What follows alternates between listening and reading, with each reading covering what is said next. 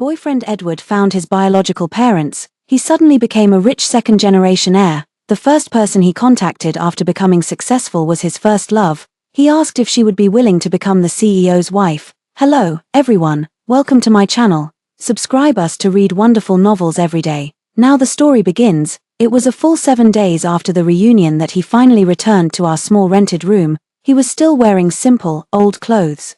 His face showed no trace of joy, and his hair remained as disheveled as ever. Online rumors were swirling, claiming his father was a billionaire, living in a mansion, driving luxury cars, and owning several companies. His family had been searching for him for 20 years, and now that they had found him, they were going to give him all their wealth. He is now the luckiest person on the entire internet. I was happy for him and teased, "Edward, are you planning to come pick me up to be the CEO's wife?" This was the beautiful future he painted for me. We were both orphans, with no one to rely on since childhood, and life was tough. Later, we met on the streets of the big city, and after work, he bought me a cup of lemon tea. So we supported each other for 5 years, and lived in this shabby little rental for 5 years. Although life was tough, it was full of warmth. He often said, "If I find my birth parents and they happen to be rich, I'll definitely make you the CEO's wife." He said he had bodyguards when going out, dined at luxury restaurants, and could choose between Hermes and Lamborghini at will. Every time, I laughed so hard I couldn't close my mouth, and I promised him, if my biological parents were wealthy, I'd make you the domineering CEO and buy you planes and cruise ships. We lay in bed on cold nights, laughing heartily. Now, he really did find wealthy parents, so I'm really happy. I'm going to be the president's wife. Actually, my family is just an ordinary one. Don't believe the reports online. Those are all for the sake of traffic. Edward's words pulled me back to reality. I was taken aback for a moment. He turned his gaze aside and said calmly, "The family companies are all losing money, and we still owe the bank hundreds of millions. My dream of being a rich second generation is shattered." "Is that true?" I silently watched him. He glanced at me without showing any emotion, then got up and walked toward the bedroom. "I have to go back tomorrow, so I'll pack some clothes first. Will you come back?" I pressed. He paused, sighed with his back to me. "It depends. I want to spend more time with my parents after all. We've only just reunited." "Does that mean you won't be coming back?" "What about me? Is this how our 5-year relationship ends?" I opened my mouth to speak, but in the end, I didn't ask. The night is deep. We lie side by side on the bed, yet there is nothing to say, because there is only one bed. We have no other choice. In the past, I would playfully press my cold feet against him, and he would gasp before warming them for me. Now, it feels like there is a thick barrier between us, though we are only centimeters apart. It seems as if we are gazing across a galaxy. Perhaps feeling awkward, Edward volunteered, "Ruth, I'll leave our bank card with you. Keep it safe." Our bank card holds 5 years' worth of savings, totaling 300,000 yuan. We had originally planned to use this money to buy an apartment in his hometown county during the new year, to end our life of drifting. For some reason, my nose suddenly tingled, and my eyes reddened. I said nothing. Edward continued, "It seems like there's over 300,000. I'll take 150,000 tomorrow, and the rest is all yours." "Is your family really in such a difficult situation that you need to take 150,000? I sniffled. "Yes, that's why I don't want to burden you," Edward said, looking into my eyes with utmost sincerity. At that moment, I realized he was talking about breaking up. Tears streamed down, but I quickly held them back. I forced a smile and said, "Actually, you just want to break up, don't you? I don't think your family could be that poor." He stopped and pulled me into his arms. "You've been misled by the media. Don't believe what you see online. I would never lie to you." Really, Edward never seemed to have lied to me. He loves me. Whenever he wasn't working his day job or doing part-time food delivery, he would stay with me. Sometimes when I sold lemon tea late into the night, he would bring me a small cake. "Ruth, want some cake? If you eat it, you're mine." He smiled brightly. I love his smile like this the most. I shook my head while packing up the stall. "No, I won't be your person." As soon as the words left my mouth, I couldn't help but laugh. How deeply in love we once were. "Sleep." I wiped away my tears, not wanting to say more. At their most vulnerable, women avoid touching truths that might hurt them. "Good night, sweetie." Edward stroked my hair, tender and affectionate. I drifted in and out of sleep, but after a while, I felt Edward turn away. The phone screen lit up in the darkness. Edward turned on his phone. My heart tightened. And I pretended to be asleep. Edward gently nudged me to check if I was really asleep. I remained motionless, so he turned around and opened WeChat. I cautiously raised my head and saw a screen full of chat logs. He had chatted a lot with someone whose nickname was Sweetie Cat. During the 7 days he spent reconnecting, they must have exchanged thousands of words. The last message was sent by him: "I'm worth hundreds of millions now. Are you willing to come back?" I was struck as if by lightning. Trembling uncontrollably, the truth cut like a sharp blade, completely tearing my heart apart. My boyfriend is deceiving me. He has become wealthy and could make me the CEO's wife, but he is asking another woman if she would be willing to become his CEO's wife. The girl didn't respond, not at all. So Edward kept staring at the chat box, hesitating. He was so focused that he overlooked my presence, not even noticing the trembling of my body. Finally, Edward texted again. "Are you worried about Ruth? She and I are no longer in the same world. After tomorrow, I will never see her again." The other person replied instantly, "Really, you're a star now, and you're going to abandon Ruth, won't I?" As the third party, "Be cursed to death. As long as we're happy, why care about what others think? Besides, Ruth is so foolish. If I trick her into a peaceful breakup, she'll just cry and go back to her hometown, causing no trouble." My teeth began to chatter, sorrow turning into rage. "Am I so foolish that you treat me this way? Actually, I've always liked you. Back in college, I wanted to say yes, but my family insisted that the guy must own a local property, which put me in a tough spot. Don't worry, my dad already bought me a villa, we can live there together." Edward couldn't hide the excitement on his face. It was the unique joy of a man who had achieved success. I see now, the girl across from him is Edward's white moonlight, his dream lover from college. She is Selena, from a wealthy family, completely outshining an orphan like me from a small town. Edward had mentioned her before, but his tone was cold and detached, as if he had already let go. But who could have expected that he still kept her contact information, and she was the first person he reached out to after becoming successful. Indeed, a man never forgets the white moonlight in his heart. Tears welled up, and I raised my hand to wipe them away, refusing to let any more fall. Such a commotion caught the attention of Edward. He turned his head in terror, as if he had seen a ghost. I sat up, turned on the light, and wiped my nose with a tissue. Edward stood frozen in place, his face pale with a tinge of red, and after a long pause, he asked, "Ruth, did you see everything?" "I did," I nodded with a bitter smile. Edward's face changed color, shifting between embarrassment and anger. Then he stood up. "I'm sorry for what I did to you. Since you already know everything, I won't say more." He began to put on his clothes and fell silent. He was such a typical man, turning guilt into shame, and shame into indifference. These emotions transformed in an instant. "Won't you explain?" I stared at him as if looking at something repulsive. I had never looked at him this way before. His indifference turned into angry embarrassment, and he suddenly shouted, "Explain what? People strive for higher ground, water flows to lower ground. I've worked so hard to get to this position, and you want me to go back? I don't want you to turn back, but you could take me forward with you. After 5 years of knowing and being with each other, am I not worthy of standing by your side at the top?" Edward pursed his lips and said coldly, "My parents said they don't want an ordinary orphan as their daughter-in-law. There's nothing I can do about it."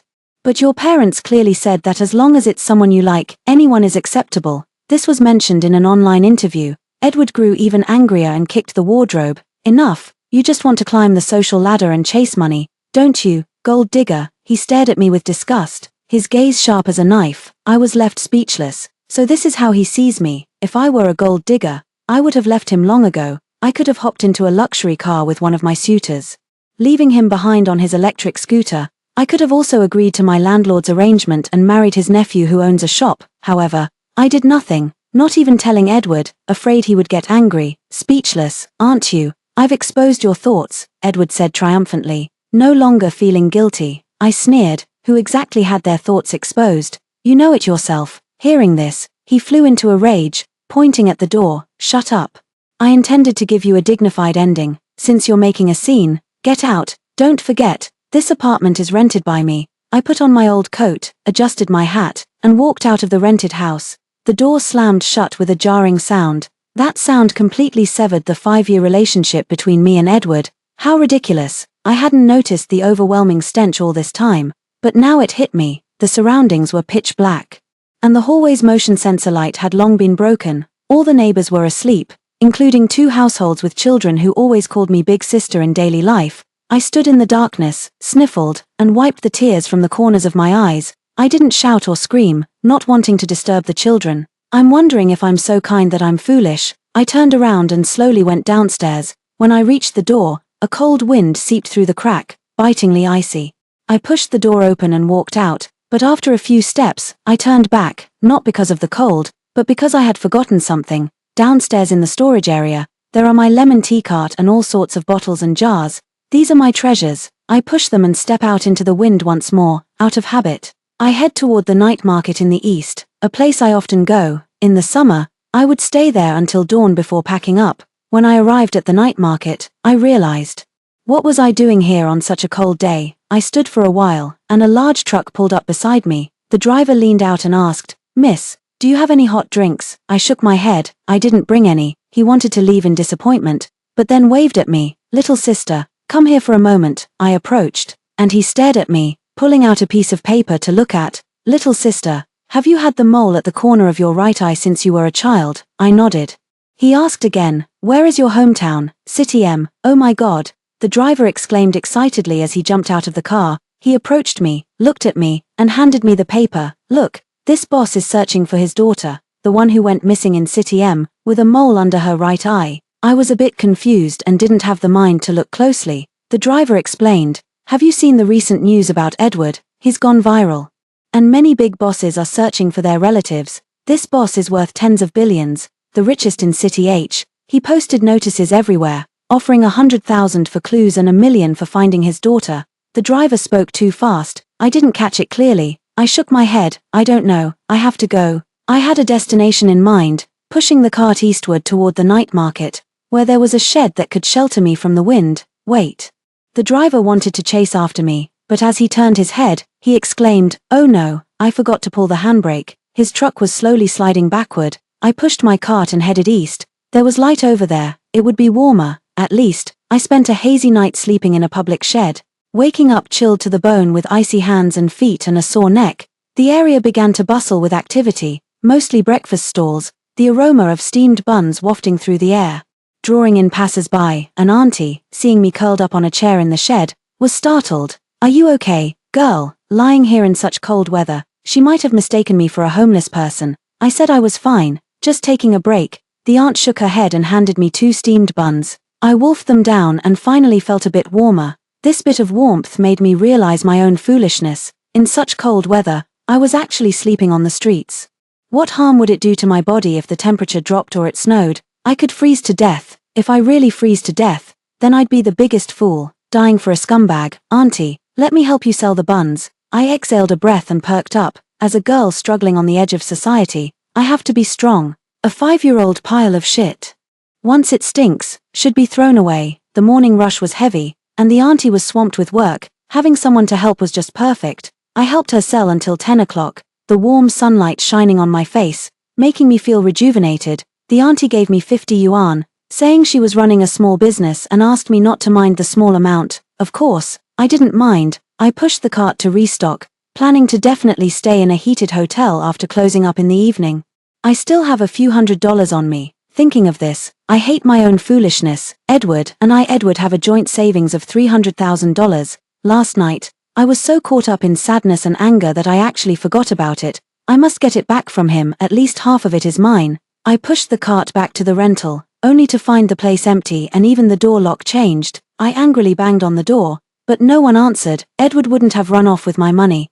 Would he? How disgusting, I cursed, as 5 years of feelings had turned into foul mud, making me sick. Turning around, a fashionable woman dressed elegantly with light makeup stood on the staircase steps, looking at me. She was carrying an LV bag, and her heavy coat also radiated brightness. In contrast, I was as plain as an old ox from the countryside. "Are you Ruth?" The woman wore a smile on her face, appearing very polite. I nodded. She stepped forward and took a bank card out of her bag. I recognized it at a glance as mine. So, this woman was undoubtedly Selena. I had never seen her before, and now that I did, I couldn't help but marvel at how she truly was a city girl, so refined. "Ruth, miss, Edward has told me everything. He was too impulsive, kicking you out of the house." Selena didn't introduce herself. A flicker of mockery passed through her eyes before she continued on her own. "I scolded him and brought this card back to return to you. Not a single cent has been touched." Selena curled her lips into a light smile. "Edward's savings over the years can serve as your compensation. Keep it safe. Go back to your hometown and live well. No need to struggle here." She arranged it with ease. I could sense her innate superiority, though she stood below the stairs. It felt as if she was looking down on me, directing my fate with a tone bordering on pity. As an orphan from a small county town, I was beneath her notice. I should actually be grateful to her, after all. She brought back the card and gave me the life-saving money. I find it quite ridiculous. Should I thank you? I stared at Selina. She smiled faintly. No need. You deserve it. I checked. The housing price in your hometown City M is over 6,000 per square meter. You can use your savings for the down payment, making your 5 years of youth not in vain. I don't speak, just look her over. She asks, puzzled. What's wrong? Nothing. Just don't see many people like you, people like me. Yes, clearly being the third party, yet able to chat and laugh in front of the victim. How is that possible? I asked sincerely. She finally stopped laughing. She realized I was not someone to be easily bullied. I am not some little girl who would cry and retreat back to my hometown in despair. It seems our little pitiful one has quite an appetite. How about this? I'll add another 100,000, and you leave City H today. What do you say? Selina scrutinized me carefully. Even if you offered me 10 million, I'd stay wherever I please. I sneered. You're actually afraid of me, aren't you? Afraid I'll expose Edward's true nature. Afraid I'll tarnish your reputation. Selina's expression shifted, her gaze flickering uncertainly. I hit the nail on the head. Edward is now an internet sensation, with countless eyes watching him. If it were known that he dumped his poor girlfriend and found a rich one, not only him, but the rich girlfriend would also suffer greatly.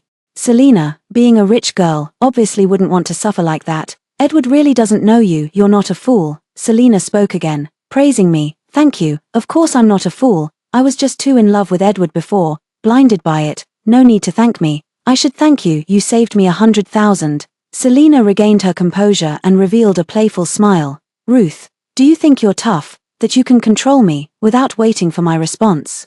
She laughed to herself. To be honest, you're still a fool at the end of the day. A low-class woman like you, who's never seen the world, can only talk big. What are you trying to say? I'm saying I've run out of patience to persuade you. I'm not willing to be nice anymore. I'm only giving you a final deadline. You must leave City H before dark. City H, I don't want to see you again. She stretched lazily. It's been years since high school since I last bullied someone.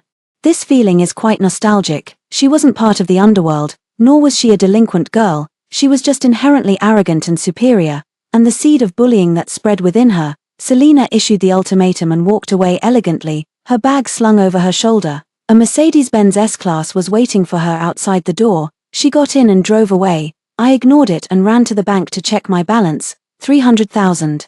I breathed a sigh of relief. The money was indeed there. This is the result of 5 years of my hard work, and it's what keeps me going. I pushed my cart again to the banks of the East River and found a good spot.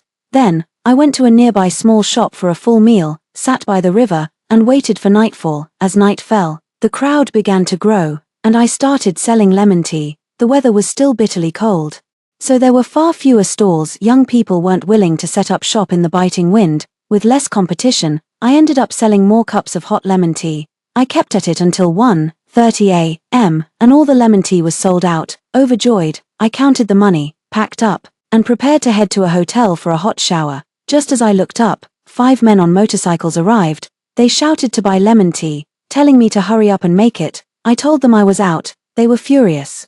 What kind of joke is this? A lemon tea seller with no stock? My heart skipped a beat as I remembered Selina's final warning. Before I could think further, one of the men kicked my cart. What kind of joke is this? Setting up a stall with no goods. My cart was already small, and with no stock on it. It toppled over from the kick and hit my knee, hurting so much I sat on the ground. The surrounding stall owners were stunned, hesitating and unsure. Is there any lemon tea or not?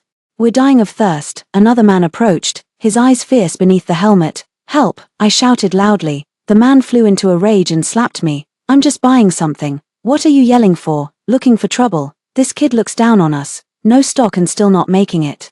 The man with gloves took out a baseball bat and smashed it hard into my jars. Bottles and jars shattered all over the ground. If you look down on us, then don't sell anything. If we see you again, we'll kill you. A long-haired man pulled me up from the ground. Get out of City H, or we'll cripple you. I was chilled to the bone, my lips trembling. I'd faced plenty of trouble while street vending, but never had I been this terrified. These 5 bikers were like 5 demons, suffocating me.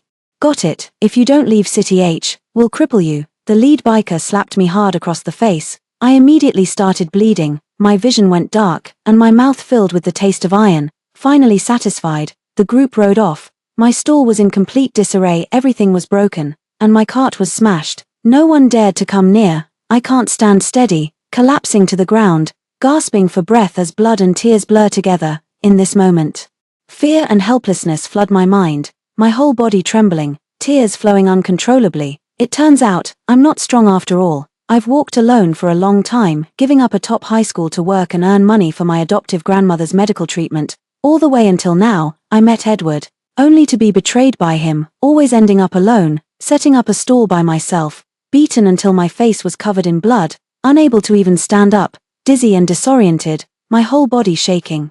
It hurts so much. In the distance, it seems like someone is running toward me. That day I found her right around here. If the car hadn't skidded, there's no way she could have gotten away. What's going on? How come I can't find her now? A middle-aged man scratched his head as he jogged along the East River with a distinguished-looking couple.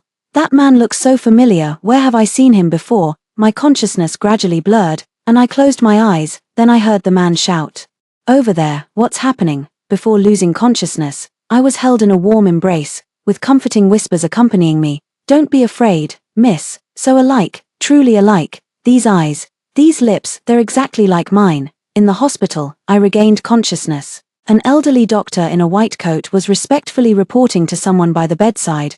"Mr. Fu, the young lady's condition is stable, and we will keep a close watch. The paternity test is also being expedited, and the results will be available today." I blinked, staring blankly at the ceiling. The woman beside me, seeing that I was awake, burst into tears. "Child, you're awake. Are you all right, child?" I turned to look at her. I didn't recognize her, but she had an extraordinary presence, dignified like an ancient empress. Her clothes were clearly high-end brands, though I couldn't tell which ones. At most, I could recognize LV. The middle-aged man beside her had a square, heroic face, exuding an emperor-like authority. Even in a simple casual suit, he carried himself with the imposing aura of imperial robes. I laughed at myself inwardly. How silly. Why such an analogy? Talking about empresses and emperors. I really have no culture. "Young lady, can you speak?" the middle-aged man asked me. I moved my throat, my mouth feeling both dry and sore. The person in the white coat personally poured a glass of warm water and handed it to me. I took a sip and felt much better. "Thank you for saving me." The woman covered her mouth, tears still streaming down. I was puzzled. What was going on? "Little girl, I am Devin, and this is my wife Susan. Nice to meet you." The middle-aged man shook my hand. I shook his hand, and a sudden thought struck me with surprise. "Devin, aren't you the richest man?" The legendary City H richest man Devin. Even an outsider like me knew about him. After all, the street where I set up my stall was all his territory. "Haha, you know me."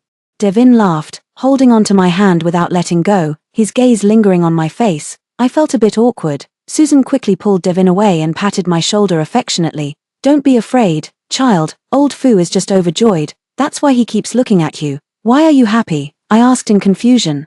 Before they could answer, the doctor hurried in, holding the test results. The elderly doctor snatched it and looked, then exclaimed joyfully, "Mr. Fu, she is indeed your daughter."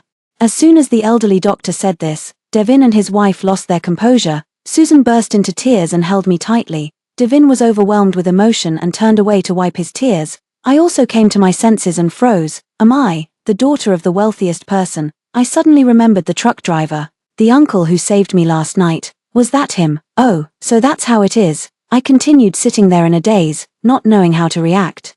The bitterness that had accumulated in my chest for years seemed to burst out at this moment. The grievances of over 20 years suddenly welled up in my heart. Tears streamed down uncontrollably. Finally, I have parents too. Whether it was bitterness or grievance, I turned my back to them. They were as flustered as children who had done something wrong. "Daughter, Mom has finally found you," Susan said with tears streaming down her face. Hoping I would turn around, Devin steadied his emotions.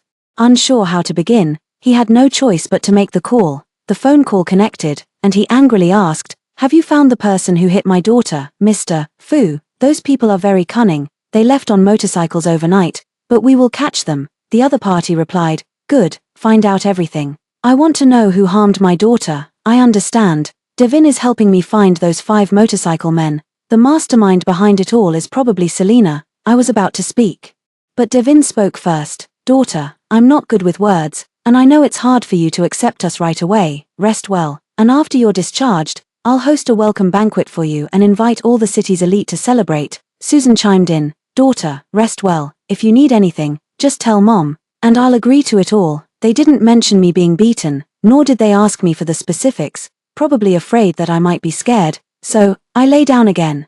Although I hadn't fully adjusted yet, my heart was filled with joy. I was finally no longer alone. How splendid. On the second day of my hospital stay, I could basically walk and jump around, though my mouth still hurt. The main injuries were to my mouth and face. Finding the ward stuffy, I decided to go out for some fresh air. Walking all the way to the corridor downstairs, I ran into two familiar figures, Edward, Selina. They were holding exquisitely wrapped gifts that looked quite expensive. I froze for a moment, feeling a surge of disgust and anger. Edward also noticed me, paused, and then looked at Selina. Selina avoided eye contact and said with feigned concern, "Ruth, are you sick? You're ruthless. I'll be laid up for days." My face was expressionless, but my eyes were full of disgust. Selina covered her mouth and laughed strangely when she saw me speak. "Sorry, Ruth. Those are my friends. I just mentioned it casually, but they insisted on teaching you a lesson." "How awful, hee hee." She was brimming with confidence and didn't take me seriously at all. "All right, honey, no need to waste words on her. We have things to do." Edward pulled Selina away. He never wanted to give me a second glance. "What's the rush? Devin finding his daughter is just a rumor, isn't it? Just because your dad says it's true, does that make it so?" Selina refused to leave, wanting to humiliate me. Edward explained, "My father's business got its start thanks to President Clifford. President Clifford has definitely found his daughter. No doubt about it. We're here to find out more and see if we can get to know President Clifford's daughter." "All right, let's go." Selina had no choice but to leave. I watched their retreating figures, a cold smile curling at the corner of my mouth. "Edward, you really know how to play the social game. How come I never noticed before?" Suddenly, I realized that this piece of shit named Edward not only stinks but can also be trampled underfoot at my whim. "But it's easy to dirty your shoes. And it's just disgusting." I continued to stroll around, and in the evening, I saw Edward and Selina return empty-handed. They had inquired for a long time but found nothing. It must be a rumor. If Devin had found his daughter, it would have been all over the news. Selina frowned and complained. Edward explained, "Don't rush. My current situation is similar to that of President Clifford's daughter. Both of us are children who have been missing for years. By leveraging this connection, our family and the Clifford family will naturally grow closer, with many benefits, and we might even get interviewed together by the media, live-streamed," Edward said excitedly. "Although our family's assets exceed $1 billion, they're nothing compared to the Clifford family. Just think, if we managed to climb onto the branch of the richest family." He suddenly stopped talking because he saw me. "Ruth, you really are haunting me like a lingering ghost." He gave me a cold glance. Selina also scolded, "You're still here, no money for treatment, waiting to die." Selina is easily irritable, because she was spoiled and never did hard work. Today, she followed Edward up and down, exhausted, so naturally she was full of resentment. She's full of resentment and takes it out on me. "I won't die, but you're about to." I grinned. Selina flew into a rage. "You lemon tea selling bitch. Isn't that vicious enough?" "It's vicious enough, sis," I sneered. "Don't come again. You took Edward. I don't care. He's just a piece of shit, and having him around disgusts me. But you shouldn't have smashed my stall and beat me into the hospital. That kind of gangster behavior will land you in jail." "Phut, jail, ha ha ha." She let out a mocking laugh and looked at me with pity. "Ruth, you're pathetic. Poor people at the bottom of society always pin their hopes on the law. Go ahead, try it. Run to the police." "I didn't say call the police. I have a more amusing way to deal with you." I laughed too. Rich girls sure have a wicked way of putting people in their place. She shook her head disdainfully. "Deal with me. Stop pretending. A lemon tea seller acting like a rich heiress. What, is the wealthiest man your dad?" Selina didn't take me seriously at all. "I am a poor person at the bottom of society." Edward impatiently spoke up. "Ruth, I know you hold a grudge, but we don't have time for you. You have no idea how busy high society is. In a few days, I'll transfer some money to you. Take it and go back to your hometown. This is my final act of kindness, if you keep pestering me. Don't blame me for not remembering our past affection." Edward had changed. He had become cold-hearted. After becoming a billionaire, he simply couldn't be bothered to speak politely. To put it bluntly, it's the nature of a nouveau riche. I shook my head gently. Edward pulled Selina away. Unwilling to waste any more words on me, I returned to the ward, and Susan had just arrived. She carried a pot of chicken soup, her face full of motherly affection, wanting to feed me. "Sweetheart, this is the soup I've been simmering all morning. Come, have some." I felt a bit awkward, but I took a sip anyway. She looked completely satisfied, her gaze never leaving me. drink more, get well soon. When you're discharged, Mom and Dad will host a welcome back banquet for you and invite many important people to celebrate. Susan began talking about the welcome back banquet. Do you know Edward? Will his family be invited? I asked hesitantly. Edward. He got lost, but his surname remains the same. His father Colin had a good relationship with us in the early years and we had business dealings. Although his family is now a peripheral partner, we will still invite them, Susan said with a smile. Besides, Edward was also a child who once wandered away from home. Inviting his family to your welcome banquet is a good thing. It seems I will meet Edward again. He will most likely bring Selina along. Things are getting interesting. The day I was discharged from the hospital, my parents came to pick me up early. I was taken to the Clifford family's mansion. The mansion was designed in a Chinese garden style, with courtyards, rockeries, bamboo groves, and rows of palace-like buildings. I was left utterly dumbfounded. Is this the home of the richest person? The poor could never even imagine, let alone touch a single tile or a sip of spring water from this place. I once saw a blogger on TikTok whose home was like a scenic area. All the buildings were her home, and she treated the scenic spot as her bedroom. Tourists bought tickets to visit, but in reality, they were entering her home. I was stunned for a long time. Now, I'm about to be amazed again. The life of the rich is truly unbelievable. Daughter, this is your home now, rest for a while. Tonight we'll have a welcome dinner at the Lakeside Hotel of Star Moon Bay. Susan held my hand, beaming with a smile. Devin stayed for a while and then left. He had to prepare for the welcome dinner. I spent the whole day wandering in the garden, yet I didn't manage to see it all. There were too many beautiful spots. Just a bamboo forest swing could keep me entertained for half a day. At night, Susan took me out. I sat in the back seat, watching the starry lights on the car roof, feeling like it was unreal. This car is really beautiful. Upon arriving at the destination, I couldn't help but feel a bit reserved. Because the Star Moon Bay Lakeside Hotel is so luxurious, it's practically like a palace. As soon as I entered the main gate, it felt like I was breathing in the scent of money. Every brick inside seemed priceless. The waitstaff are all handsome and beautiful. Each one of them could be an internet celebrity if they were out there. While I appear utterly ordinary, I couldn't help but feel nervous. Years of poverty have left me feeling out of place in such a setting. I said to Susan, I want to go to the restroom. She pointed in a direction. It's right over there. You go ahead. I'll call the makeup artists, they're on their way. And I'll ask them to hurry up to do your makeup. I nodded and walked toward the bathroom. I looked in the mirror. I was actually quite pretty. But years of hard work had left me looking a bit worn. Besides, my hairstyle and clothes were too plain, and I wasn't wearing any makeup. I couldn't compare at all to someone like Selina. But then it occurred to me, why should I compare myself to her? What is she, anyway? Patting my cheeks, I took a deep breath and cheered myself on. Ruth, you were born a mountain. Keep going. Filled with renewed energy, I strode out, only to bump into a woman dressed in lavish attire. Look closely, it's actually Selina. She was wearing a red dress, with her hair up and adorned with several exquisite pieces of jewelry, truly dazzling. I guessed right, Edward did bring her after all. Otherwise, with her background, she wouldn't have been able to attend my welcome banquet. Ruth, what bad luck, Selina said with a look of disgust, quickly brushing off her red dress as if afraid I might dirty it. I also patted my own clothes, looking at it with disdain. She was even more disgusted, sneering freely. Ruth, what are you doing here? Are you here to be a cleaner, not setting up a stall anymore? If you're willing, you can come here to be a cleaner. I'll give you a monthly salary of 8,000, I said generously. Selina laughed in anger. All right, you lingering lemon girl, I really admire you. You can even make it to Lakeside Hotel as a cleaner. Quite the skill. As she spoke, she called out behind her, Edward, your ex-girlfriend is here to see you. Edward stepped closer, frowning with a cold expression.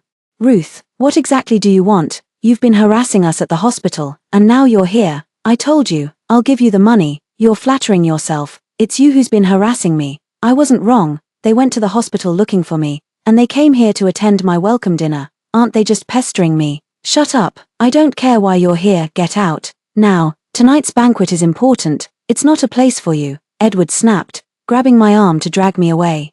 If I leave, this banquet is over, I said coldly. Selina burst out laughing instantly. What did you say? Ha ha ha. This stinky cleaner has gone crazy. I'm dying of laughter. Oh my God, noble cleaner. Are you the daughter of the richest person? I nodded. Edward also laughed, then pulled me harder. You're really insane. Get out of here. I raised my hand and slapped him. With a loud smack, Edward froze, covering his face in disbelief. Selina was also stunned, her eyes wide open. I rubbed my arm.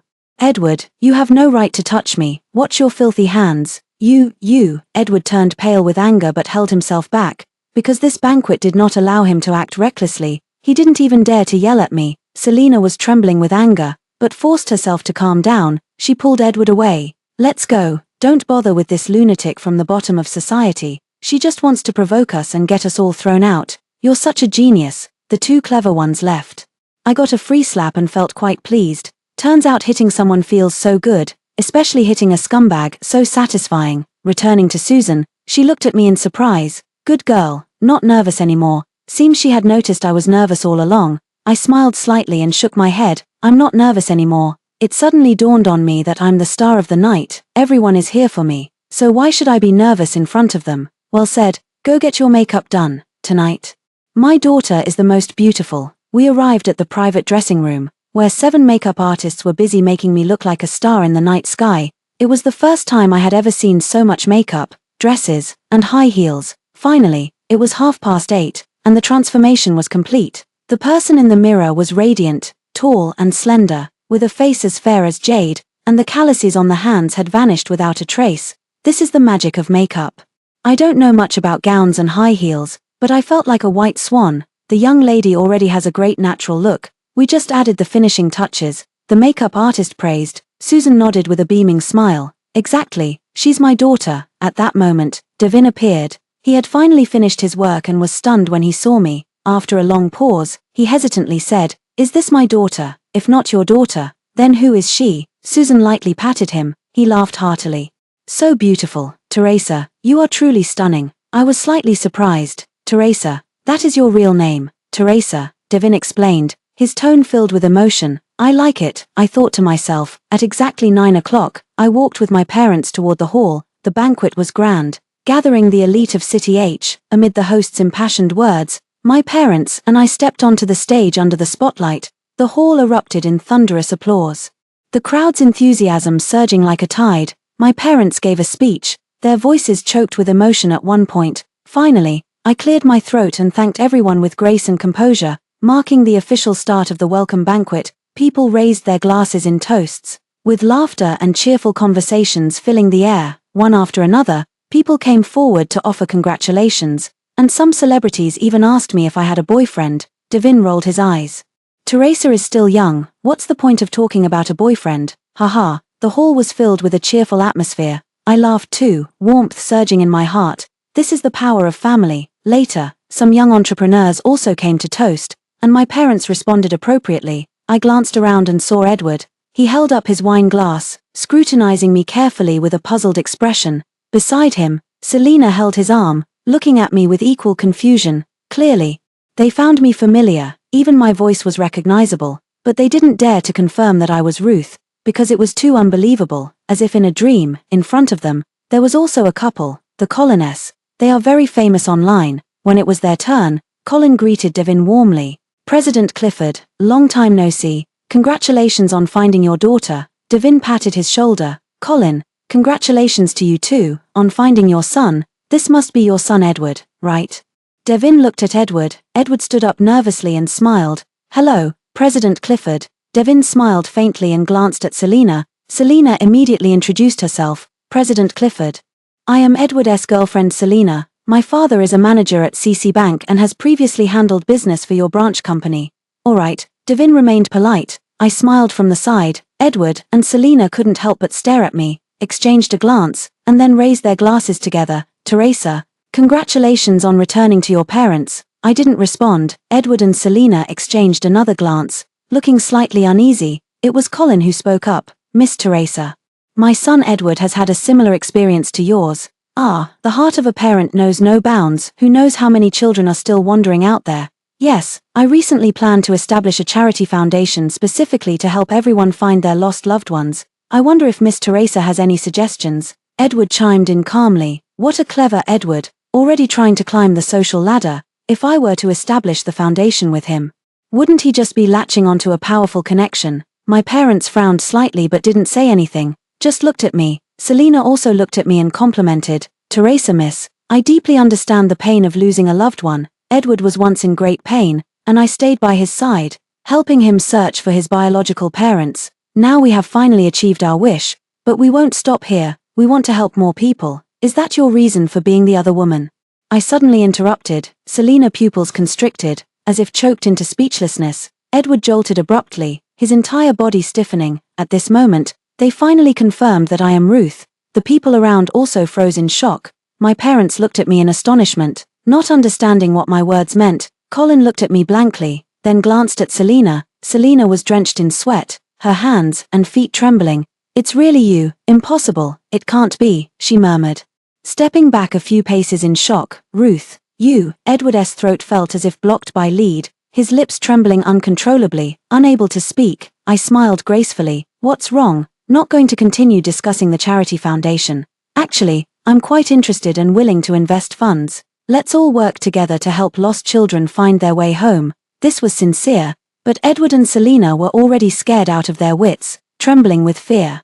Colin finally realized something was wrong and said in a deep voice, Ruth, that ex-girlfriend, Edward, your ex-girlfriend is Ms. Teresa. He looked at Edward in shock. Edward panicked, his lips trembling uncontrollably. Dad, she, Ms. Teresa. Even a fool could see how terrified he was. Colin as a billionaire boss, how could he not understand? Cold sweat broke out on his forehead, his shrewd eyes flickering incessantly, before he finally pulled Edward along to bid us farewell.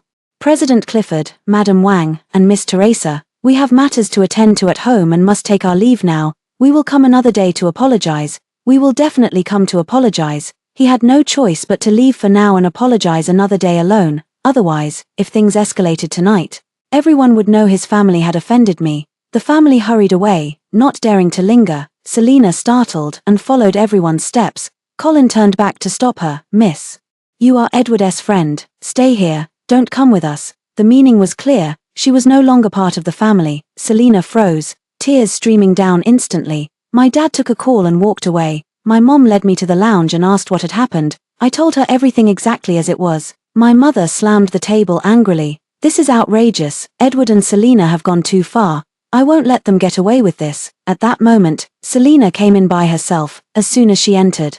She bowed to me timidly. Miss Teresa, it's a misunderstanding. All a misunderstanding. I was wrong. I'm sorry. My mother shouted, Selena. Selena was so frightened that her legs gave way, and she knelt on the ground. I'm sorry, Miss Teresa. Please spare me. I didn't mean to. I'm a mistress. I deserve to die. Selena began slapping herself hard, her face turning red and swollen, with blood seeping from the corner of her mouth. I sit here, thinking that the plot lines in Korean dramas are indeed not far from the truth. It turns out that wealthy women can also be so self-destructive. My father came in at that moment. He saw Selena, his face turning frighteningly dark. I've found out. Those thugs were arranged by you. How dare you hurt my daughter? His words were like a sharp blade, piercing deep into Selena's heart. Selena turned pale with fright and hurriedly defended herself.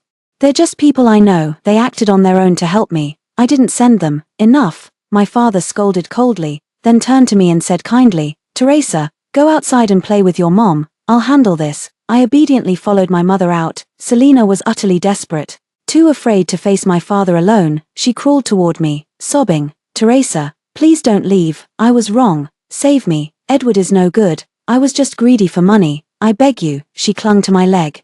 Her snot and tears smeared all over my pants. It was utterly disgusting. I pushed her away fiercely and strode out. Selena had no idea what awaited her. The next day, she was trembling as she was taken to the police station. My father is not a gangster. He is a law-abiding man. Selena was arrested for the crime of picking quarrels and provoking trouble, which was enough to land her in prison for several years. Just keep squatting slowly. Edward's family saw their fortune collapse overnight. Although Colin kept begging for forgiveness, it was no use. The business was completely ruined. Their family became an ordinary household. A few days later, while I was shopping at the mall, Edward texted me from an unfamiliar number. Teresa, it's Edward. I'm at the cafe on the first floor of the mall. Can you come over? I have something to give you. Edward was being mysterious. I ignored him, and he texted again. It's really important, and it's your favorite thing. Please come. What is my favorite thing? I don't even know myself. I still went to the cafe. As soon as I entered, I saw Edward wearing a suit, sitting by the window, looking weary. Seeing me, he immediately stood up, beaming with a sunny smile. He used to have a nice smile, but now, I just find it greasy. I walked over, and he pulled out a chair for me, saying politely, Ruth, what would you like to drink? No need. Where's the stuff? I said coldly. Edward bent over and took a small cake out of the bag. Holding it as if it were a treasure, the cake was shaped like Pikachu, in a soft blue-pink color, very cute. Look, it's your favorite cake. I always used to buy it for you when I passed by the bakery, Edward recalled sweetly. My mind was full of question marks. Is this the important thing you were talking about? What's wrong with a man's brain? I felt a bit nauseous, looking at his bright smile. What are you smiling about all the time? Close your mouth. Okay, sorry. Edward immediately restrained himself, awkwardly closing his mouth. I stood up. You keep it. I've never had a sweet tooth. In fact, I don't like cake. It's just that Edward's gesture moved me. So I always say I love cake the most. Ruth, wait a moment. Edward reached out to stop me, his eyes glistening. I warned. My name is Teresa, not Ruth. Edward twitched the corner of his mouth, almost pleading. Teresa, I was wrong. I've reflected a lot. Please forgive me. We loved for 5 years. 5 years. Please come back to me. He was playing the emotional card. I got goosebumps all over. How is this man's brain wired? Why is he so foolish? I shook my head and said disdainfully, I've worked so hard to climb to the mountaintop. Why would I go back to the mud? These were the words he once said to me, and I'm giving them right back to him.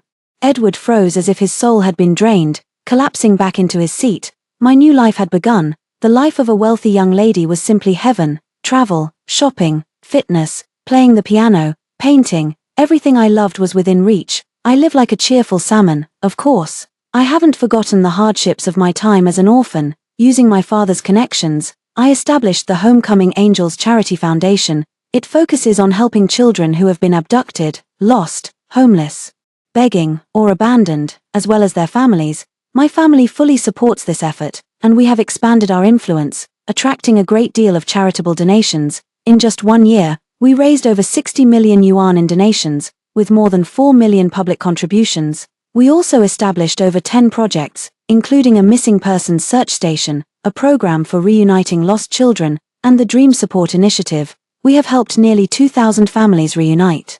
And we will continue our efforts to help even more people in the future. In short, life is full of meaning. During that time, I heard about Edward's situation. His family went completely bankrupt, and no one would do business with them anymore. Edward sells goods live every day, frantically making money. His reputation plummeted rapidly, drawing accusations from countless people. Eventually, our affair was exposed. I looked into it and found out it was my former landlord who leaked the story. The very same landlord who had always wanted to set me up with his nephew. The landlord even recorded a video to scold Edward. Edward used to be my tenant, rented for 5 years, and had a girlfriend who sold lemon tea, named Ruth. Ruth was beautiful and hardworking, busy until late every night. Truly pitiable. Edward became successful and should have let Ruth enjoy a good life. But what happened? He actually abandoned her and found someone new. What a scumbag, utterly disgusting. My nephew couldn't eat for days after finding out, unable to understand where he fell short. Ruth, if you see this, please contact me. My nephew has been waiting for you. As soon as the video was released, the internet exploded. Everyone felt that Ruth deserved better and harshly criticized Edward. Edward couldn't handle the pressure, and with the added family stress, he became depressed. After the turmoil, his wealth vanished like a dream. The last time I saw Edward, he was squatting outside the Wanda Cafe, his hair disheveled, his spirit broken, always looking inside. People nearby said he had been there for half a month, as if searching for someone. He was looking for me. I rarely go to a coffee shop, and he spotted me. He gestured at me through the glass, looking disheveled and down on his luck, wanting to say something. I gripped my pepper spray tightly and walked out. When he saw me come out, he couldn't hold back his tears. Ruth.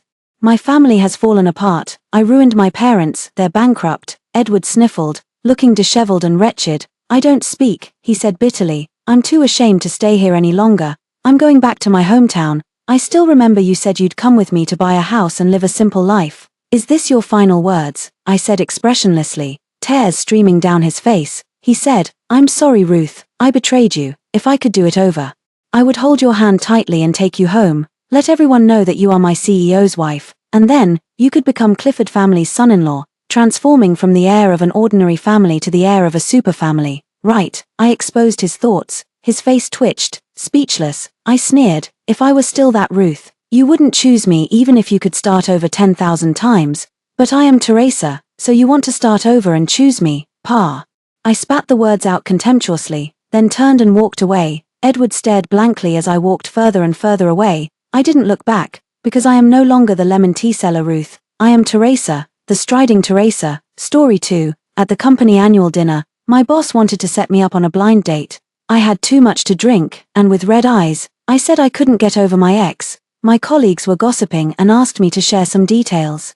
The boss sitting at the head of the table looked more and more uncomfortable. This ex of yours, his last name wouldn't happen to be Clarence, would it? Several leaders immediately perked up, exchanging bewildered glances. I lay slumped over the desk, enjoying a sleep as deep as a baby's. I completely missed the boss's question. My colleagues were eager for gossip and tried hard to shake me awake. Don't fall asleep, Sylvia, keep talking. I barely lifted my head. Say what?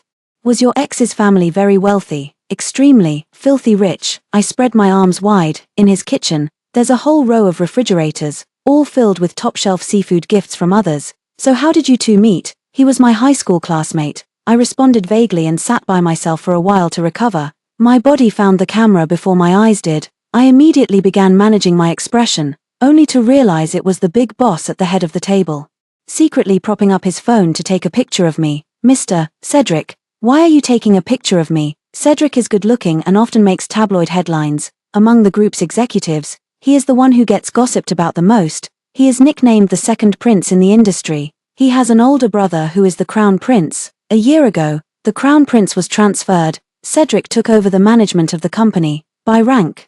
I'm not qualified to sit at the same table as him for a meal, but today is the annual meeting. I was also one of the top 3 revenue-generating all-domain streamers last year, live streaming sales interview group broadcast, hitting wherever it's pointed, to show their appreciation. The leaders allowed employees with excellent ratings to sit at the same table. Cedric pursed his lips and raised his hand, signaling for me to continue. Nothing. Go on, I'd like to hear more too. Let's not talk about dating, it's embarrassing. I subconsciously tossed a cherry tomato into my wine glass. Only then did I realize I wasn't drinking with a client. So I fished the fruit out and ate it. Sour, Cedric hissed. Embarrassing. He seemed to want to laugh but held it back. Is it embarrassing to date your ex? I shook my head. It's not that he was embarrassing. It's that I was a failure back then. That shouldn't be the case, he prompted. If you were a failure, why would he be with you? I stayed silent. He gave a meaningful glance to the person beside him. Several half-drunk leaders immediately stood up, saying they were going to mingle at other tables. Seeing this, my colleagues at the same table also slipped away one after another. Baffled, I decided to follow along and leave as well. Cedric quickly looked up and cleared his throat. Leaving so soon?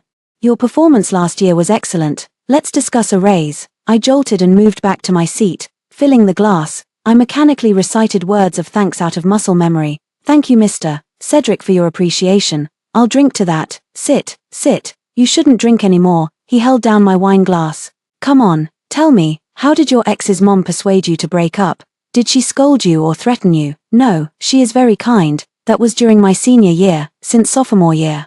I had been in a relationship with Byron. Every winter and summer vacation, I would go stay with him for a few days. His mother came suddenly one afternoon. I was sleeping soundly on the sofa when I was suddenly awakened by a knock on the door. I thought it was Byron coming back. I ran to open the door and found a strange woman, and Byron has a slight resemblance. She saw me without showing any surprise, nor did she seem to be here for Byron. I greeted her slowly. Hello, Auntie, Sylvia, hello. She smiled. Shall we go inside and talk? I immediately guessed her purpose for coming. She said her last name is Brandon. She and Mr. Clarence married for alliance. The industries of the two families happen to complement each other for cooperation. They have been harmonious for many years of marriage. Byron is the only son. Perhaps Mr. Clarence has illegitimate children, but Byron remains unshaken, provided he doesn't act foolishly, without being exploited by outsiders who find his weaknesses. Byron's ability is something I trust. He hardly needs marriage to secure himself. Mrs. adjusted her handbag and changed the subject. But, marriage is a way to gain support. If he doesn't do it, someone else will. It wouldn't be good if others noticed his wife's family is weak and tried to use marriage to find allies to challenge him. With every word she spoke, my back stiffened a little more. I felt as if sitting on pins and needles. Let's get this over with quickly. I lowered my head. What do you want from me? She looked at me, picking at my hands, as if with a hint of pity. Sylvia, I've known you since you were in high school. Back then, Byron would always mention your name at home, almost without realizing it. Later, I inquired at the school. I learned that your parents were both traditional. And you managed to leave the remote mountains with the help of the Poverty Alleviation Office, then got into No. 13 high school on your academic merits. A girl who has had a tough life, you're smart and beautiful, but to be the daughter-in-law of our family, you don't have to be exceptionally outstanding, but at the very least, you shouldn't have any major shortcomings. Originally, I didn't want to separate you two so soon, but Byron is graduating, you're in the country, and he doesn't want to go abroad, so, Sylvia, think for him, and for yourself too. She opened her handbag, placing the thin check on the table. I quickly wiped my face, not daring to look up. Okay, yes, I understand. May I not see you out? The soft shawl brushed against my fluffy pajamas. The scent was faint, like the sandalwood of a temple. The scent of sandalwood faded. She closed the door, as if she had never been there. I went to the room to pack my things. Only when I started packing did I realize there was so much. Clothes and socks piled up in a corner of the cloakroom. Byron casually brought me jewelry, hair ties, and toiletries. The flowers I grew, the pillows, plush toys, and decorations I bought, and the unused sanitary pads. It was far from what could originally fit in just one suitcase. I pack things into the suitcase while taking others out. Any jewelry without a visible price tag is left behind. Toiletries are a must-bring. If I were living alone, I wouldn't splurge on such expensive items. Bring a few more sets of pajamas. That cashmere shawl is the same style as the celebrities, and it's very long. When I bought it, Byron laughed at me for being short but still trying to be cool, saying I looked like a manta ray in the shawl. Bring it too. The sound system at his place is the brand I recommended, which is said to be exceptionally good, although after actually getting it, I realized those online reviews had exaggerated a bit, but I still really like it. Too bad this one really can't be moved. I've been taking care of the flowers on the balcony for 2 years. What should I do now? Should I move to another place and spend another 2 years nurturing them? Sitting beside the messy suitcase, I suddenly couldn't hold back my emotions. The front door in the living room opened and closed. There were footsteps, the faint sound of a package being placed on the table. Sylvia, Byron called from outside. Shall I cook for you? I didn't respond. He muttered to himself in confusion, perhaps catching sight of the check on the coffee table. His steps suddenly faltered. The bedroom door was twisted open. Who in my family is looking for you? Byron's face looked terrible as he pinched that thin piece of paper. I turned to look at him, quickly wiping my face with my sleeve. All right, don't cry, don't cry. He half knelt and drew me into his embrace. Who came to see you? Tell me. His fingertips were a bit cold, and his collar was chilly too. I nuzzled my face into the coat, burying it in the warmth of the wool sweater. But his sweater also carried the scent of sandalwood. They were family. Should I really hold him back and put him in a difficult position? I gasped, trying to pull away, but he dragged me back to his side. His knuckles tangled in my hair, and without a word, he pressed the back of my head against his chest. Speak. Was it a man or a woman who came for you? How old were they? He lowered his head, his nose bone pressing against my forehead, his breath filled with anger. I shook my head. Let's talk. Talk about what? Sylvia, what do you want to talk to me about? Breaking up. His gaze was stern. Weren't you the one who promised me you wouldn't give up so easily when we were together? I want to say sorry, but I don't dare. He said he had thought it through clearly when he confessed, so he also hopes I will consider the obstacles we might face before giving him an answer. I assured him, saying I would be with him wholeheartedly, but being too young, I always thought of obstacles as trivial. Only when truly facing that day did I realize a single sentence was enough to negate everything. I retreated. Then, would he also retreat at some point? Maybe we should just break up. I met his gaze, my voice growing softer as I spoke. I'm afraid that later on, you'll regret it, feel like I'm a burden. Enough. Byron cut me off, swallowing several times. I rarely spoke during my 3 years of high school. At first, my classmates would ask me questions. I wouldn't say a word, just write down the problem-solving process for them. My classmates thought I was being pretentious. In the class, I was called that silent, aloof exam ace. Later, the teacher called on me to answer questions. After it happened many times, they realized I had a speech impediment, so I was granted exemption from answering questions. No one forces me to speak, they just occasionally advise me to practice speaking more. Classes during the day, back to the dorm at night. With very little time for washing up, I can't find the time to practice, nor am I willing to. Only after being with Byron would I occasionally open my mouth. He would always wait for me to finish speaking, even if it took me 10 minutes to describe something. He never interrupted me like that. I closed my mouth tightly. Sylvia, he took a deep breath, cupping my face with his hands. Do you still like me? I looked at him and nodded. Then don't mention breaking up. For my sake, Practice speaking properly. I'll stay home and practice with you. He used a bit of force. Did you hear me? I nodded again. He pulled me into his arms and tightened his embrace. Be good. After that day, neither of us ever mentioned that $2 million check. He hired a live-in housekeeper to take care of the chores and spent all day chatting with me. Sometimes I woke up late at night and heard him answering phone calls on the balcony. The person on the other end probably didn't sound too pleased. He stayed silent for a long time, responding softly with just a few words. Usually, he would apologize to me the next day, saying he had to attend a high-level meeting and would be away for a few days. I've seen the materials on his desk, meeting documents, industry reports, financial statements. The level of confidentiality is unknown. I don't dare to look closely. I only know that I might have indeed held him back. When he's not around, I practice by myself with my phone, start a voice chat live stream. Whether there's an audience or not, I force myself to keep talking. Some viewers who entered the live stream were startled. When my college classmates ran into me in the Grove, they also thought my mental state wasn't quite right. There was even a period when screenshots of my eerie live stream were posted on forums and discussed for a while. I'm replying to each comment to explain the reasons. I didn't expect netizens to be so understanding. They even came specifically to chat with me. But it's so painful. The live stream's popularity is getting higher and higher. Some encourage, while others mock. Some deliberately guide me to read inappropriate comments. I still stumble over my words. After accidentally uttering a homophone of vulgar language, the live stream was banned again. I can't take it anymore. Why are you being so hard on yourself and dragging Byron into it as well? How can an illness that has persisted for years be trained away in such a short time? I want to give up. But this time, I didn't have the courage to face Byron directly.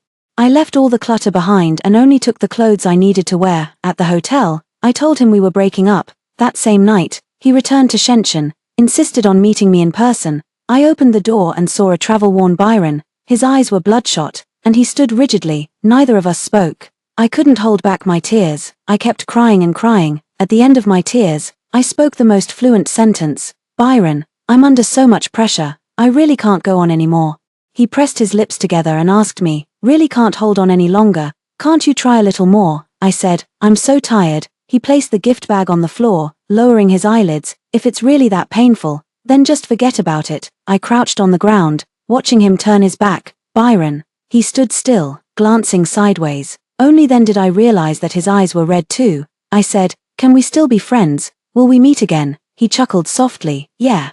You can reach out if you need anything. But I understood. He meant that he wouldn't look for me anymore. And indeed, he never contacted me again. It's been over 3 years since we parted. If only he knew how exceptionally clear my speech is now. I wonder if he would be happy for me. Alcohol brings back old memories. When illusory emotions rush to the head, reality is forgotten. I slumped over the table, completely forgetting that this was the company's annual gala.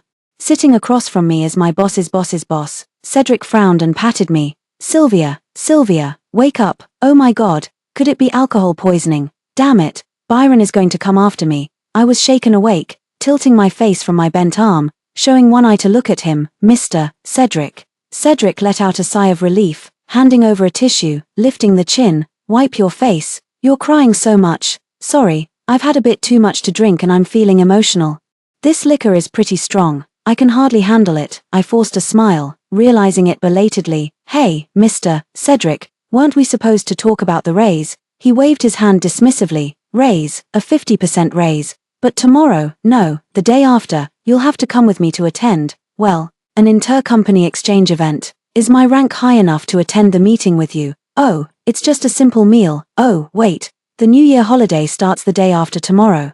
You'll get triple overtime pay. The meeting is full of rare, important connections. I'm bringing you along because I see your ambition, Cedric said with conviction. I had no reason to doubt him and gave an okay sign. He breathed a sigh of relief, grinning like a smug fox. I'll have the driver take you back. Get some rest. I'll pick you up the day after tomorrow. I slept until 2 p.m., thanks to the alcohol. I woke up and sat on the edge of the bed, lost in thought for half an hour.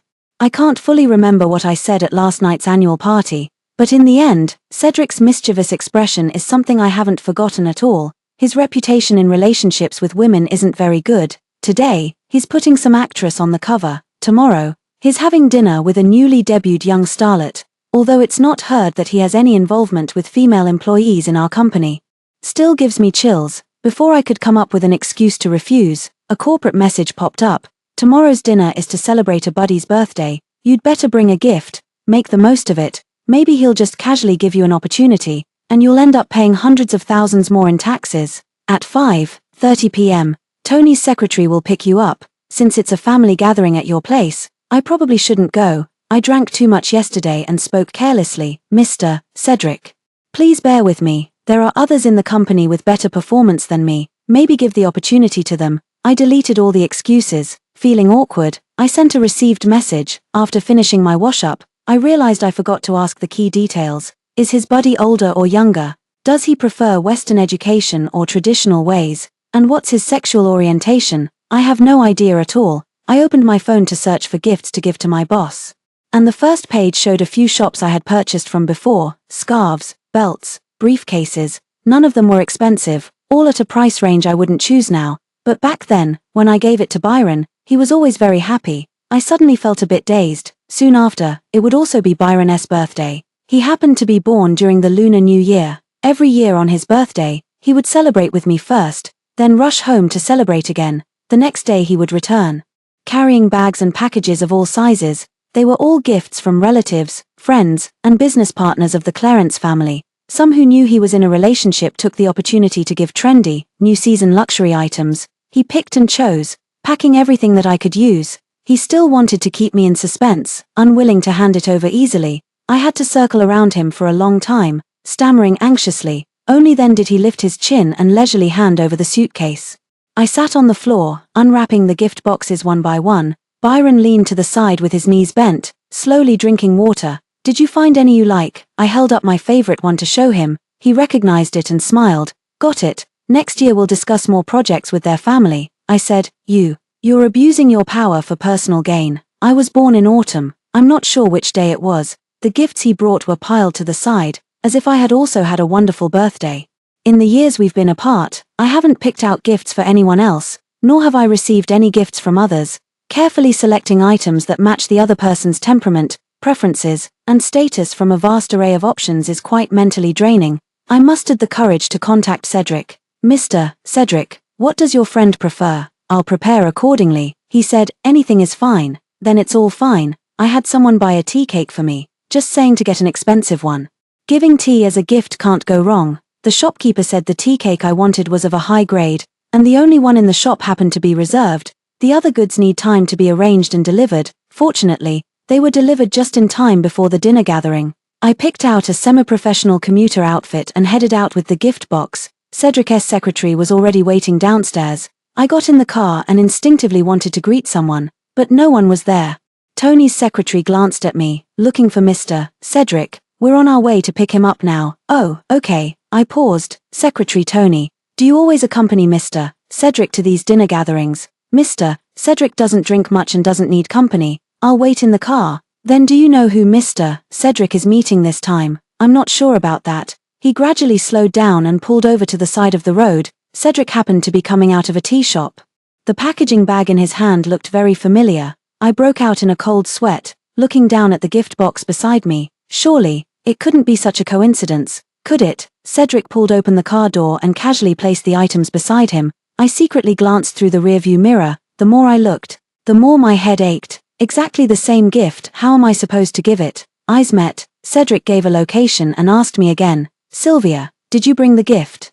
I turned around and slowly lifted the gift box to show him. He laughed so hard he nearly choked. What young person drinks this kind of tea? Didn't you buy it too? I'm just taking it along as a gift for his dad. You really don't pay attention at all. Did you just pick the most expensive one, Mr. Cedric? When it comes to men's gifts, the more thoughtful you are, the more you cross the line. Cufflinks, ties, belts, watches, which of these isn't something worn close to the body?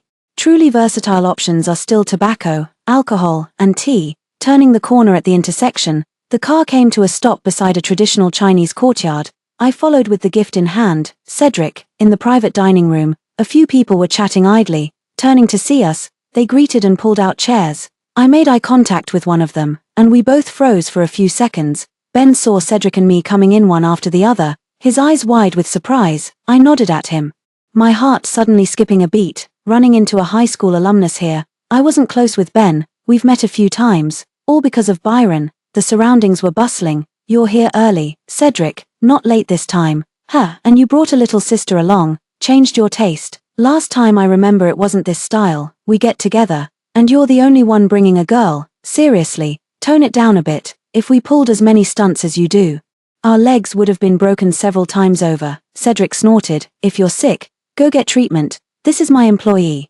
Sylvia, put your gift on that table over there. The gifts on the table were left with their boxes open. Uncut jade, jewelry, horsewhips, watches. 2 identical tea cakes placed among them looked utterly out of place. The commotion that had just died down flared up again. Why are you giving the same gifts, wearing matching couple outfits, and now giving matching gifts too?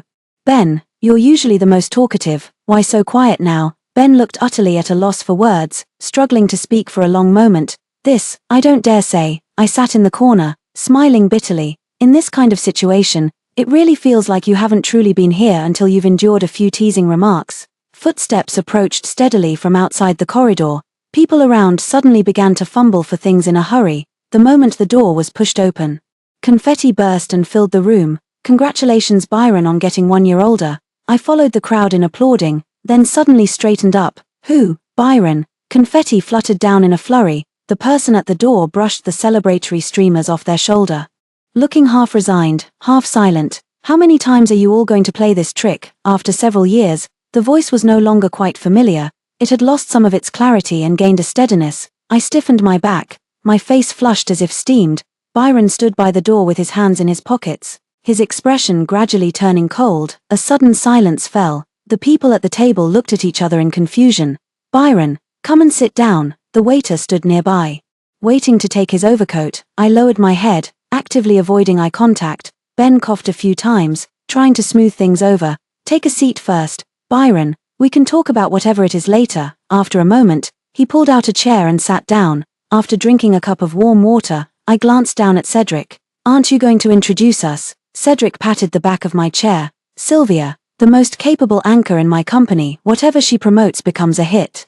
I brought her here to meet everyone. Make sure to support her with any business opportunities in the future. I stood up at the right moment, smiled, and gave a slight bow. Wow, who's so important that you'd personally bring them for a facial? Should we call her sister-in-law? Ben held back for a moment. Stop asking. Just stop asking. Cedric cleared his throat. You can just have fun at my expense, but don't drag decent people into this. She really isn't my girlfriend, so she's not, huh? Byron didn't even look up. I thought we were about to drink Cedric's wedding toast. I stared at the cup in front of me, playing the part of the background. A few people at the table chimed in. Sorry about that, miss. I'll punish myself with a drink. Cedric, you too. If you're not here for business, why bring an employee? By the way, I haven't toasted the birthday star yet. Come on, let's have a drink. May your fortune be as vast as the East Sea and your life as long as the southern mountains. Stealing my line, Byron accepted every toast without refusal and drank them all. Amid the laughter and chatter, it all felt unreal to me. My mind buzzed, dizzied as if I had just woken up. His birthday. Isn't it on New Year's? After a round of toasts, I was the only one left who hadn't spoken. Cedric gently kicked my chair leg. I snapped out of my silence and stood up, holding my wine glass. I'm not good with words, so I just wish President Clarence great success in his career and good health. Byron leaned back in his seat, raising his hand to signal someone nearby to pass him the wine bottle. He finished the half glass in front of him and refilled it to the brim, casually raising his glass. He toasted me and downed it in one go. Cedric said half-jokingly, one glass after another. I've never seen you drink this much before. Don't overdo it. He pressed his forehead, his tone indifferent. If you don't know how to speak properly, you can just stay quiet. The atmosphere was eerie, and someone threw the question to me. Sylvia, how many years have you been in new media? 2 years. Only 2 years and you've achieved so much. The person was slightly surprised. Did you have a foundation from university? I smiled. What foundation? Back then, I even had some trouble speaking. It wasn't until after graduation when I worked in sales for a year that I learned to speak smoothly. Ben was taken aback. With your education, you did sales. Everyone at the table turned to look. Ben, you know him, we've met a few times before, Ben explained, then looked at me. Why not find something easier? I laughed at myself. Who would hire a stuttering employee? Every year, top university graduates are as common as hairs on a cow, and companies can pick the best of the best. Strive for progress, be capable and full of energy, be eager to learn, capable of self-reflection, with a good image and excellent demeanor. Even introversion has become a major flaw, poor communication skills, unable to make it to the first round. In the past, when I was with Byron, I drew a safety zone for myself. I always felt that he wouldn't abandon me. With him around, nothing bad would happen. Since someone had my back, why should I push myself? I escape every day, after all. Doing something might bring many difficulties, but as long as I don't act, the only difficulty is making up my mind. It wasn't until after the breakup that I began to face my own issues. If you can't speak fluently, you'll end up jobless and starving. Autumn recruitment, spring recruitment, graduation thesis, confirmation of post-graduation plans, pressure to find employment. I practiced retelling by watching the news broadcast every day, giving up on the autumn recruitment. Spring recruitment ended in failure again. Soon after submitting my thesis, I was on the verge of graduation. Then I became one of the many unemployed. At the end of my rope, I dug out the gift Byron had given me on the day we broke up. I thought of selling it to get a little buffer money for living expenses. Upon opening it, I discovered a rare leather bag inside the packaging box, and a $2 million check. The one his mother had given had long been torn to shreds. What the gift box contained was brand new, signed in his name. He still left me a way out. Sitting in the cramped rental room, I suddenly couldn't hold back my emotions. Everything is over. From the moment I decided to use that money, it meant parting ways and never seeing each other again. With that money, I wouldn't have to worry about making a living, so I found a job in sales. I was rejected in the first interview. I stopped the HR and said I didn't need a base salary.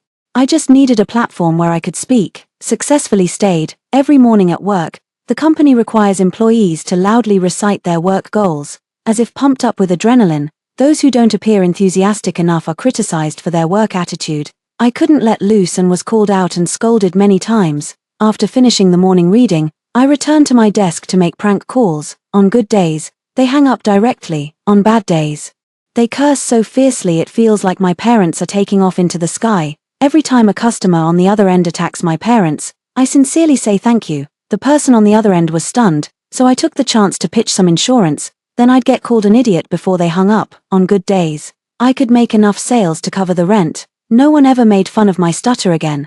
I switched jobs, starting as an assistant host, thanks to my looks.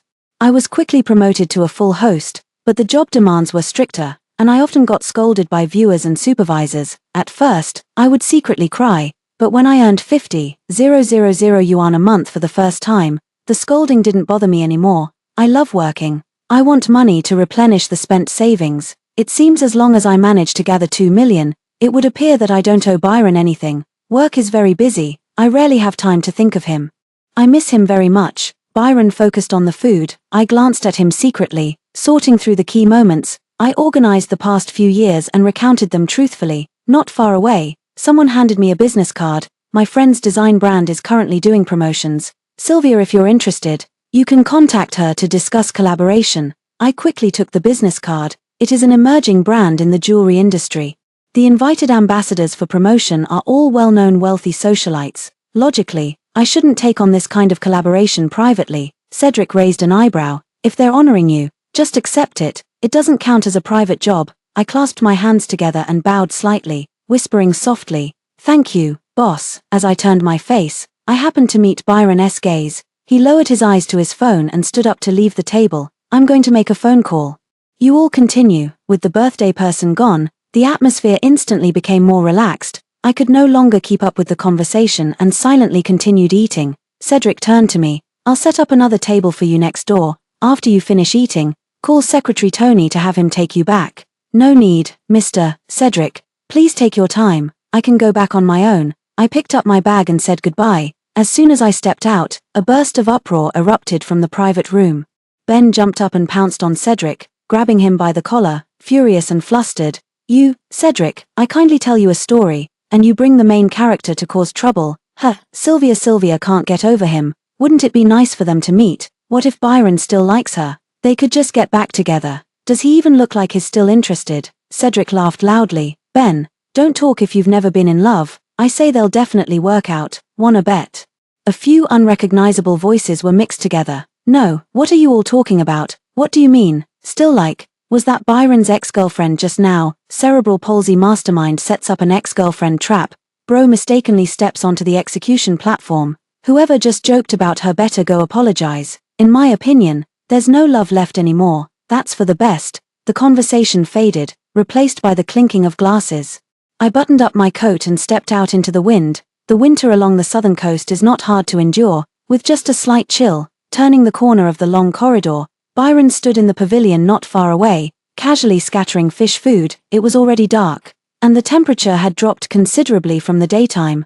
That coat of his certainly wouldn't hold up against the wind. I hesitated for half a minute, debating whether to turn back or keep going forward. He seemed to sense something and glanced over. I said, "Why isn't President Clarence going in?" He glanced at me out of the corner of his eye. "I'm here, and you're not at ease. Meeting suddenly like this, it's inevitably awkward, So I came out, Mr. Cedric said it was a friend's birthday. I didn't expect it to be you." I swallowed the rest of my question. "The gift is delivered. I won't disturb you and your friend's gathering." He slowly tightened the bag of fish food.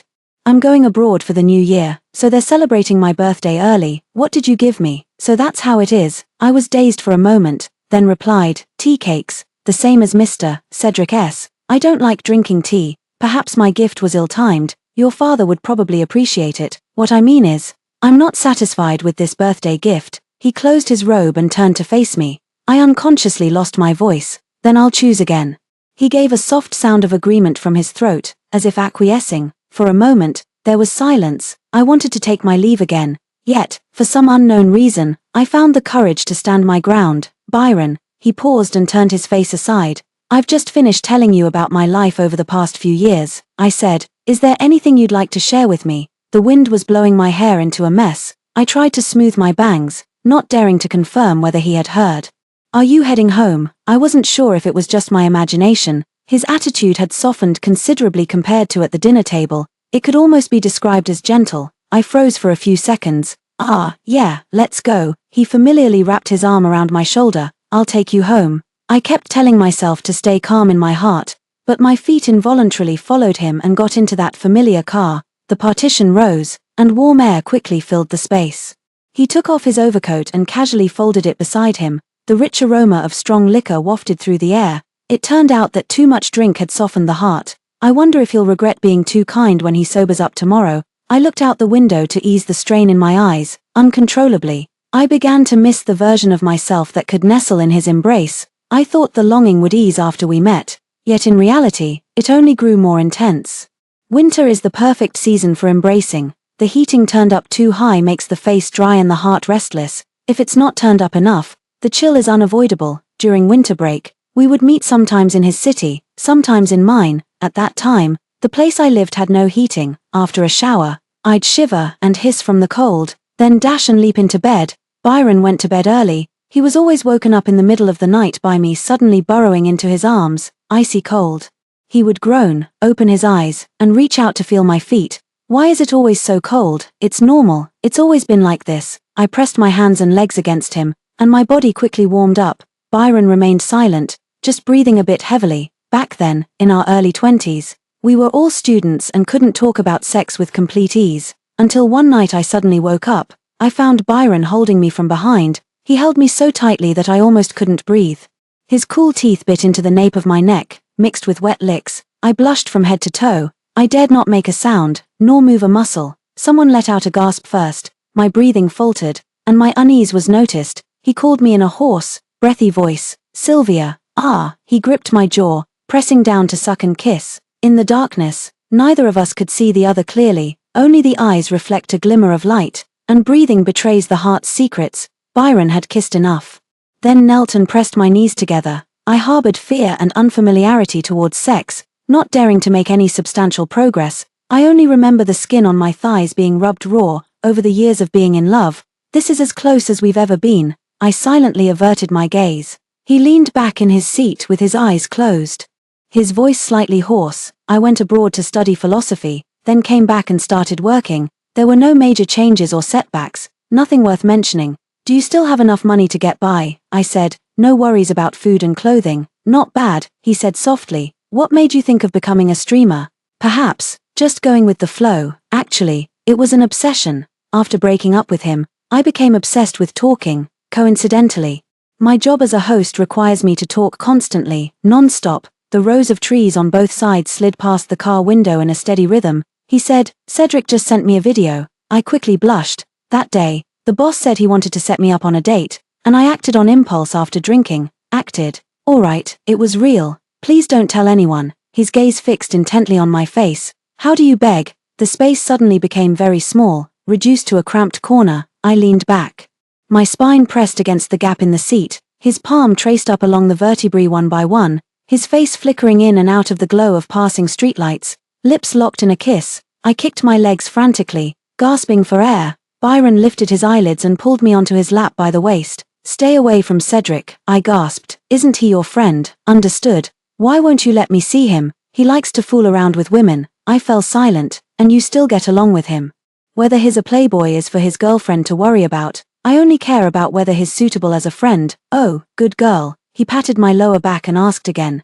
Did that money help you? You've been a great help, I whispered. Why did you tear up the original one and give me a new one? If I had to send you away with money, it should at least come from my own hands. Ever since I started earning money, I've been saving up to repay those 2 million.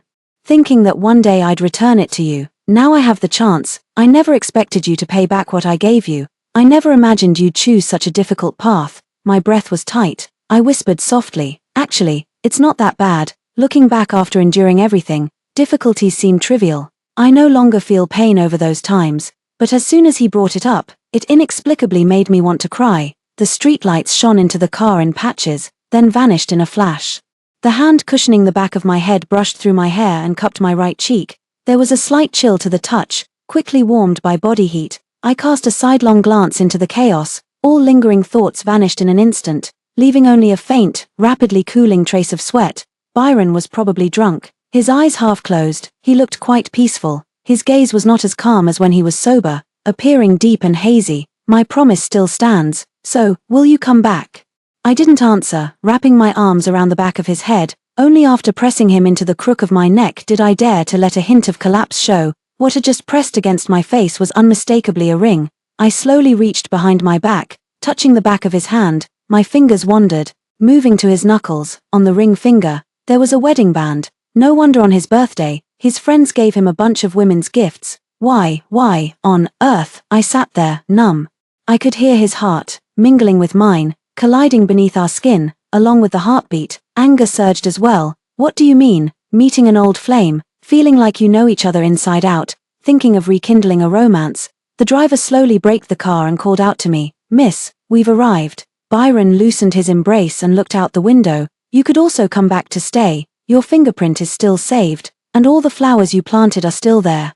I stared at his face. I wanted to question him, but felt somewhat powerless. For a moment, I was actually praying that he wouldn't confess to being married. Then I could cover my eyes and pretend not to know. I asked, will you be at home? Not during this time. I'm going abroad and will be back in about half a month. Okay, I said, I understand. Goodbye. The black car slowly disappeared into the night. Half a month is enough for me to clear out my things. I went through the resignation process in the system. Within a few days, Cedric called. Your department head said they received your resignation letter. What's going on? I gave the excuse I had already prepared. Byron told me to stay out of your sight. After a moment of silence, a curse word exploded from the other side. Fuck, are you guarding against me like that? Do I seem like that kind of person? I wouldn't know about that. Forget it. I am. He breathed heavily. Did you two get back together? What are you planning to do after you quit your job? Well, I said, I've earned enough money anyway, so I'll just do some self-media on my own. Alright, then I really can't keep you here, he complained. Remember to hand over your work. That's it. Wait a moment, Mr. Cedric, I said. I have something. Could you pass it to him for me? He paused. Why not give it to him directly? He's not here right now. I need to go back home and probably won't return for over a month. Oh, I see. Alright, then bring it over when you have time. The call ended. I wrapped the check and the chosen birthday gift together. Thanks to Byron, the resignation process doesn't have to wait the full 30 days. The anchor taking over my position is also a veteran, so there isn't much to hand over. I asked Tony's secretary to deliver the gift to the executive floor. On the day I left the company, the department held a farewell party for me. Colleagues were passionately singing at the KTV.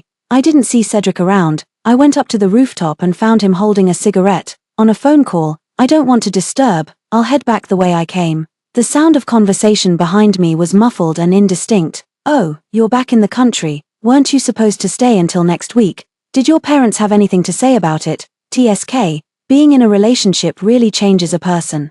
Seriously, man, you just got back together and you're already poaching my employee. She resigned. You didn't ask her to leave, said she's going home for a while, to pass the gift to you. Nearly 10 o'clock on a winter night. The streets were sparsely populated. I got into a taxi and gave the destination. A notification indicated that the scheduled truck driver would arrive at the designated location in an hour. First, I need to go to Byron's place to move all my things back. I'll sort out what to keep and what to throw away, then take my time to check everything. I smoothly unlocked the fingerprint lock on the door, and the room looked much the same as when I left. It was clear no one had been living there, but the cleaning was still being maintained. I opened the cabinets one by one and was unexpectedly hit on the head by a falling plush toy. A knitted hen. It was a gift from Byron for the college entrance exam sprint, back when we hadn't confirmed our relationship yet. At that time, the whole class was exchanging gifts with each other. I don't dare to accept things from others. My classmates knew I was short on money and, afraid of putting me in an awkward position, simply skipped over me.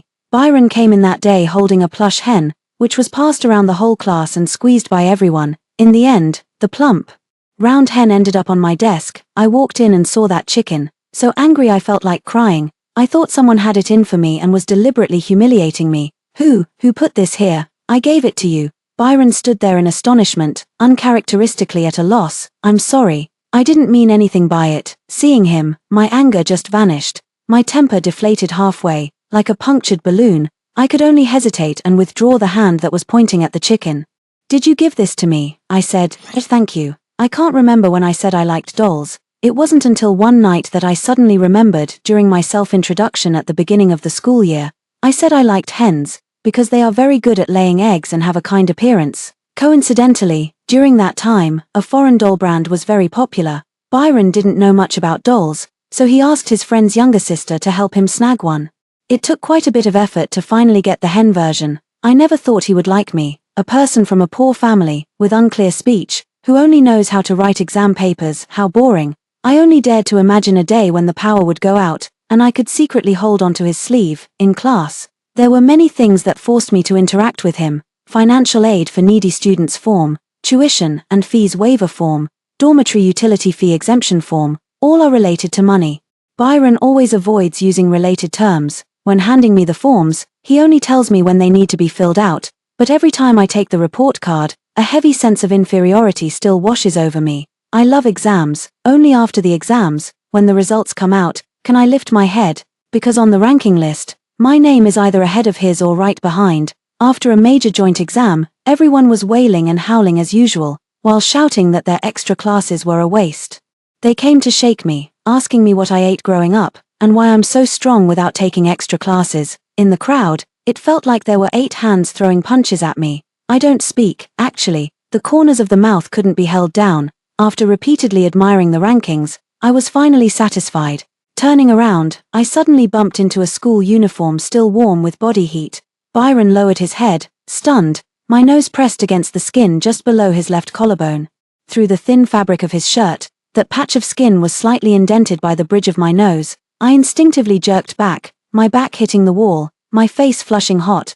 Byron pursed his lips and moved to help me up. Seeing that I was in short sleeves, he hesitated to touch me. He only murmured softly, "Sorry, did I bump into you?" I flusteredly waved my hand and said it was nothing. Actually, I really wanted him to be closer to me. Throughout high school, I thought I was the only one with a crush. Later, we went our separate ways in college, but he still kept in touch with me. I mustered the courage to ask him out for a meal, wanting to confess my feelings. He was holding flowers when he got off the plane. I was lost in thought at the arrival area, too afraid to approach. After wandering in the crowd for 10 minutes, he found me with a frown and breathed a sigh of relief. The two of them were very lively online, but when they met in person, they felt awkward and restrained. He rubbed his nose, then repeatedly clenched and unclenched his fists. Only when his nose was almost sweating did he finally speak up. "Sylvia, are you hungry?" Countless nights after we parted, I found solace in these memories, but now, I can no longer connect him with the person in my memories. I packed all the clothes into a large woven bag. The dolls, once counted, filled an entire box. The expired cosmetics that had been used were cleared out, adding another layer of dust to the floor. The sorted-out miscellaneous items couldn't even fit into 4 large bags. The driver had to make 2 trips to move everything. I asked my assistant to help me settle the luggage, then mopped the floor clean and took a shower in the bathroom. There were still over 3 hours until the flight departure. It was time to head to the airport. I stood in the living room, looking around at all 4 sides. Finally, it looks like living alone.